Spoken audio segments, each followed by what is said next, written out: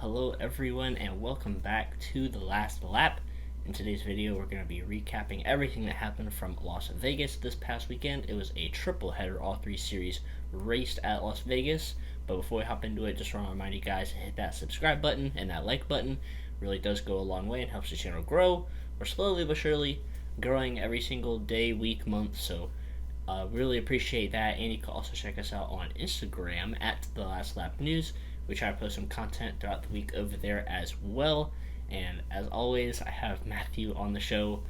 It was quite a busy week for me. I had a busy weekend, so I wasn't able to post too much on the social media, so sorry about that. But Matthew, you're unfortunately not feeling the best. I'm sorry to see that, but I'm sure the fans appreciate you sticking it out and be willing to record this episode, and hopefully you're better by the next one. But how do you feel about the race this weekend, and how you feeling physically as well? Well, yeah, like you said, I'm not feeling well the past couple days, so if I sound dead inside, then I'm sorry. I can't help it, but well, yeah, hopefully this gets over real soon. But oh yeah, by the way, I want to show out some new race versions we got. So Jimmy and I actually got some new ones to the collection. Yeah, The same day actually, except he got his like a week before mine. It seemed like, but I got Kyle's Texas win from 2020.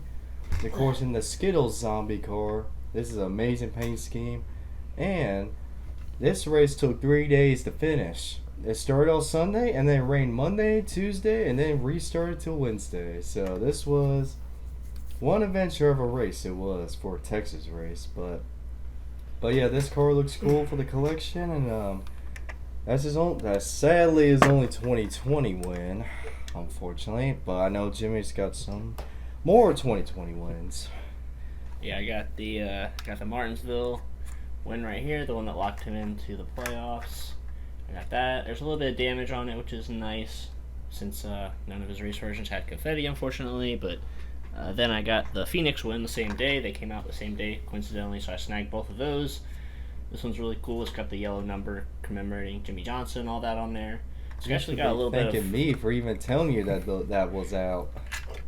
It's got a little bit of fender damage, actually, right there. The fender's bent in, so that's really cool. And the blown tire and all that cool stuff. So, yeah, definitely cool to add those to the collection. And, yeah, it's nice to have the championship collection set for me. I have all the other ones down there, 2020, the truck. I even have the truck and the All-Star one and all that. But yeah, anyways, it's nice to pick those up for both of us over the week, and time to hop into these recaps really quick. So hopping into the truck race, John Hunter Nemechek had some sort of power issue like he did at Gateway a few weeks ago. That was near the end of stage 2, and not really sure what the problem was, but he could fire the truck up and it would shut off, and not really sure if there's a correlating issue between those two things, but unfortunately he had that problem, and that pretty much took him out of the race. I think he still was running, but he fell several laps down, obviously, with the power shutting on and off of that truck. And there was a pretty big crash with 64 laps to go. Involved Sheldon Creed, Chandler Smith, Haley Deegan, Tyler Ankrum. So Ankrum got loose coming off of turn 2, and Smith, I believe he got turned, or no, he ran into Ankrum and then he spun down the track. Sheldon Creed didn't even see Chandler Smith and just drove straight into the side of that truck. Pretty big hit for both of them. Both of them were thankfully alright. It was pretty cool that Sheldon Creed went over to Chandler Smith to make sure he was alright, because it was a pretty big hit for both of them. Glad they were alright. With 8 to go, Carson Hocevar spun, quote unquote, coming to pit road with 8 laps to go, and yeah, NASCAR was like, nah, you did that on purpose, bro. So they ended up penalizing him, which is kind of funny. But that set up a restart with 8 laps to get with, well, I don't remember if it was a green white checker or not. It's either a green white checker or just a few laps left. But Christian Eckes actually stole the win, running part-time in the number 98 truck for ThorSport, and ThorSport actually finished 1 through 4, so that was very impressive for them. I didn't expect any or all of those trucks to be up in the top 5, so very good run for all of them. Eckes, obviously running part-time, did not lock his way into the next round. Nobody locked their way into the Championship 4 race for the Truck Series, so they head on to the next race with nobody locked in. So definitely a long way, definitely a long way to go for them. Hopping into the Xfinity race as well, so there's another big crash on lap 31 involving Riley Herbst and Jeb Burton and Jeremy Clements, 3 playoff contenders. Unfortunately, they were taken out pretty early. They were green flag pit stops pretty late in the final stage, and Justin Allgaier passed his teammate Josh Berry for the lead. Since Josh Berry was filling in for Michael Annett. And then a few laps later, Josh Berry caught up to Allgaier and ended up passing him once again. And Josh Berry would go on to win. So that was 2 straight races that we had a non-playoff driver win.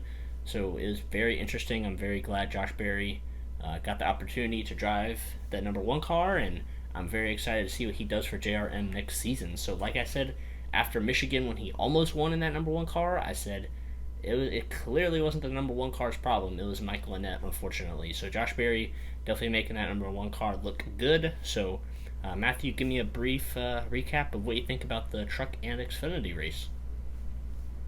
Well, the truck race was really great from what I saw.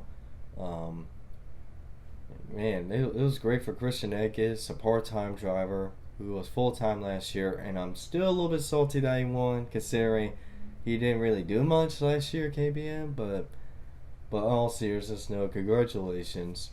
It's always great to see a part-time driver win. Hopefully he gets a better opportunity next year to compete for a championship. I find it funny how Christian Eckes and Ben Rhodes finished 1-2, considering what happened at Texas last year with those two. But yeah, it was a great night for Thor Sport. All 4 trucks, 1, 2, 3, 4. So that was great for them. As for the Xfinity race, man, that big wreck came out of nowhere. It was like Talladega came a week early, it seemed like, collected numerous cars, including a couple playoff drivers. So they got to go in Talladega next week. We're all stressed out. So that's going to be fun to watch. Josh Berry, I actually did not expect him to have that much speed, considering how that 1 car has been just average over the years. So it's nice to see that one team find some speed. I doubt Michael Annett's coming back next year just because of the injuries. The injuries he's been having this year. I just don't think he's gonna want to come back and do that all over again. So, but it was great for Josh Berry, and it was a great night for Junior Motorsports 1, 2, 3, and yeah, it was a great race overall. Yeah, definitely. It's crazy to see 2 part-time drivers pick up the win in both of those series and make the playoffs interesting for both of them in the next coming weeks. So heading into the Cup race, I'm just going to be straight up honest. This is probably one of the worst Cup races of the year, honestly, because of how it was pretty boring. Not too much action happened. This 550 package definitely showed why it is not a good package in this race, unfortunately. So, there weren't hardly... Okay, there was 1 crash, and it was for Joey Gase, who basically lost a tire and hit the wall really hard, and he had to get evaluated at a hospital, but thankfully he was released and he's okay from what I've heard and seen, so that's good. But no cars really got loose or sideways, which is kind of hard to do when you're running full throttle around Las Vegas Motor Speedway. So yeah, definitely not the best race. Stage 1 I actually thought was pretty good. The racing in Stage 1 was pretty decent, and then everything after that was just kind of eh. Stage 3 went green the entire time. Stage 2 almost went green the entire time, besides the Joey Gase accident. So honestly, not too much going on. William Byron had a really fast car, but he had, I believe, 2 penalties or something, and he had to make his way through the field. And he had a flat tire at the end of the race. And basically, the big turning point of this race was in Stage 2. So the caution for Joey Gase came out, and Hendrick Motorsports, all of their cars decided to stay out. Meanwhile, everybody else came in and pitted for fuel and tires and all of that. So Hendrick Motorsports, they stayed out, and they knew they would have to pit again. And apparently they thought everybody else would have to pit again as well before the stage ended. but that was not the case. So all the Hendrick Motorsports cars had to pit under green. Denny Hamlin, Kyle Busch, all the Joe Gibbs cars, everybody else stayed out, and most of them fell a lap down. Chase Elliott was thankfully able to get back on the lead lap, and William Byron was able to get the free pass, but Kyle Larson and Alex Bowman were trapped a lap down, so they had to take the wave around, which meant Kyle Larson was on old tires trying to work his way through the field, but he could not do that, and that pretty much screwed Hendrick Motorsports, to be honest. Kyle Larson couldn't get up to any more than 10th before the end of the race, so yeah, and Denny Hamlin ended up winning.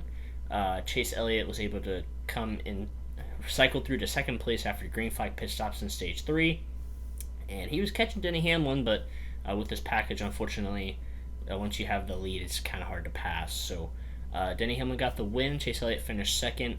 Great comeback for Chase and the Hendrick Motorsports team after I don't know what Hendrick Motorsports was thinking with that pit call. It was, everybody's kind of confused on what they were doing. I don't really know why they did that.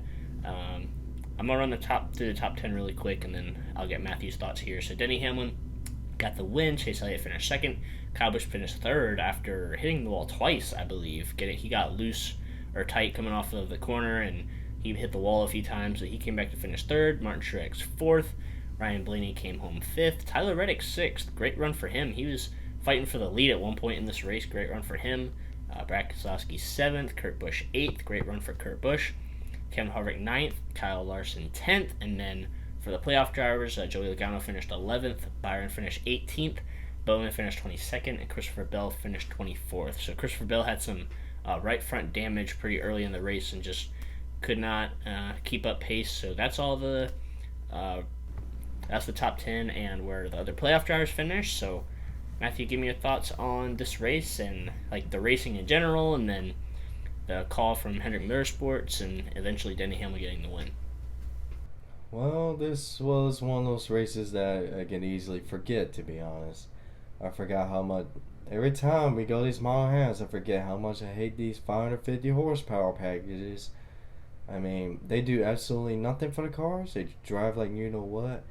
You know, and those big, you know what, spoilers like Dale Jr. used to say are absolutely horrendous. You know, you can't pass in traffic. You can't literally get in the bumper of someone, or you're basically losing a whole second behind.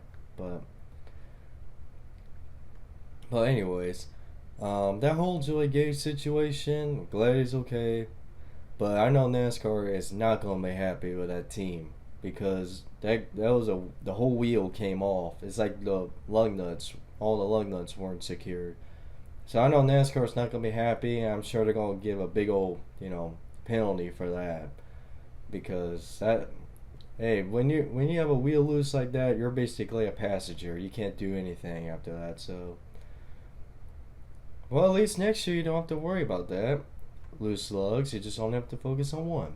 So, I guess that's a benefit to that. But I'm glad he's okay after that hard hit. I have no idea what Hendrick was thinking, especially Larson, because Larson really stretched it out, like all the way to like he was out of fuel basically, compared to the other Hendrick cars. And that's the one thing I still worry about this 5 team. If it comes down to the championship race at Phoenix, make sure the pit crew or their strategy or nothing basically chokes. Because Kyle Larson has a tendency to do it, even though he's had an amazing season.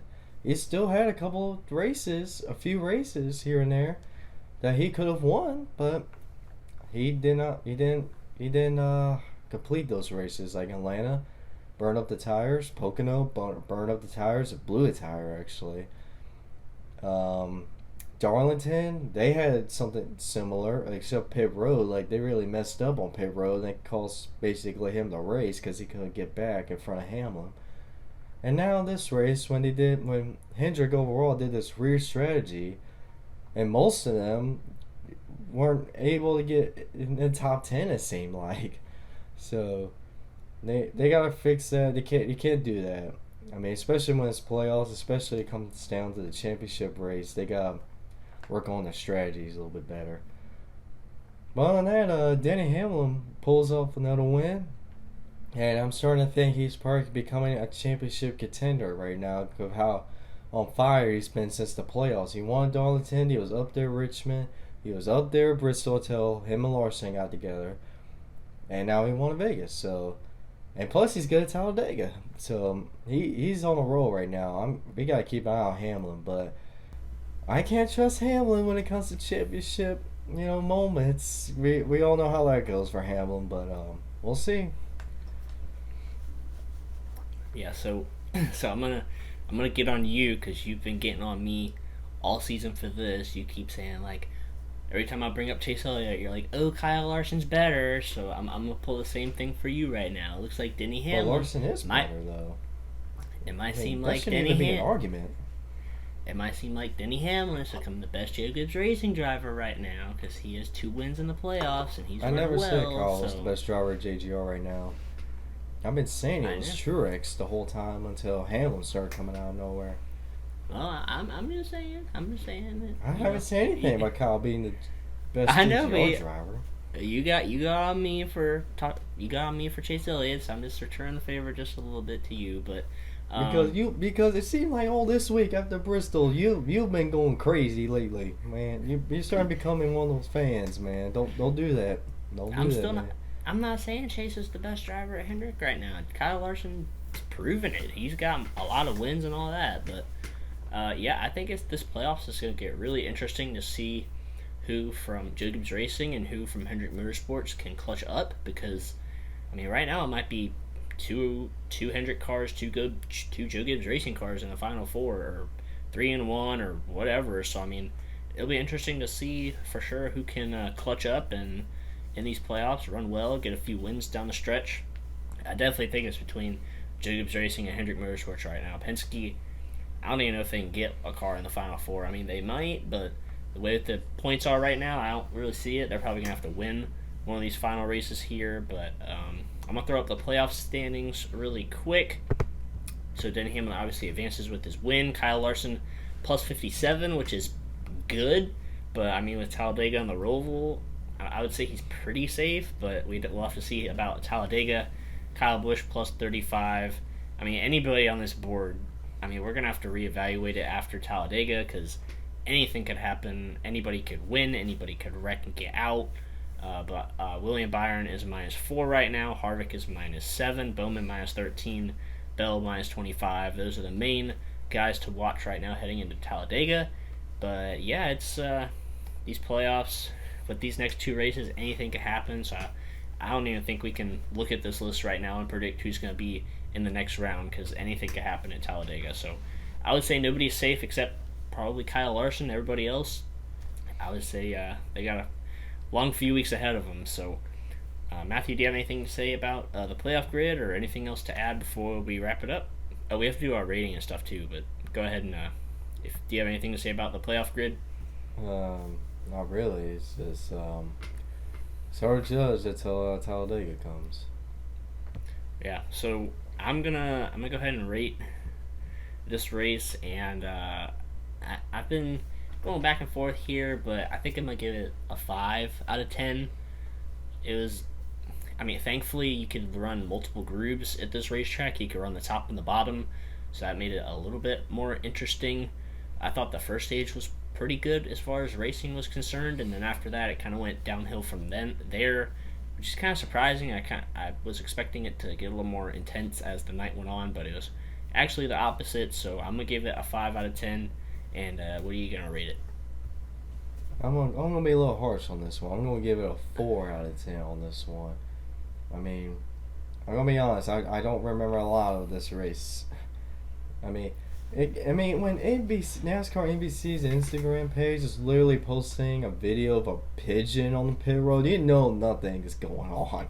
So, yeah, this race was kind of forgettable. So, 4 out of 10. Yeah, that was pretty funny to... Whoever runs NASCAR on NBC's account, hook us up because they post some pretty funny stuff on there. But yeah, it was that's when you know they were falling asleep out there. Yeah, I was honestly trying to work on schoolwork throughout the race, and I was honestly kind of bored until after those green flag pit stops there at the end when Chase Elliott had at least a chance to get to Denny Hamlin. Then I was like, okay, well, I guess I need to watch these final 25, 30 laps of this race to see if Chase could get there. But I mean, other than that, in the first stage is relatively boring race, unfortunately. But hopping into our playoff, or not our playoff, our fantasy points as well. I got one more point on you. I'm slowly, like week by week, I'm getting like 1 point because on you. Because of Darlington, you switching up the rules, but that's not mine. I wish I could get more points. I'm getting like Good 1 luck point with a week. Talladega this time.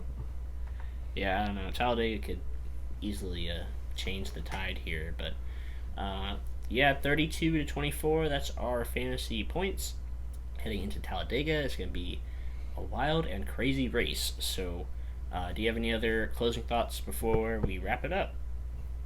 Nope. Time to go to bed, huh? Yeah. I literally didn't sleep well last night. Yeah, well, that's going to go ahead and wrap it up for this episode. We hope you guys enjoyed it. Make sure to leave a like and a comment for Matthew to get better soon, because we want him back in 100% soon, especially for Talladega, because we're both going to need our energy for Talladega. It's going to be a hectic race. We're not going to know. Anything could happen there. Anybody could win. Anybody could wreck. So it's definitely going to be wild and crazy. Our preview video for that should come out around Friday.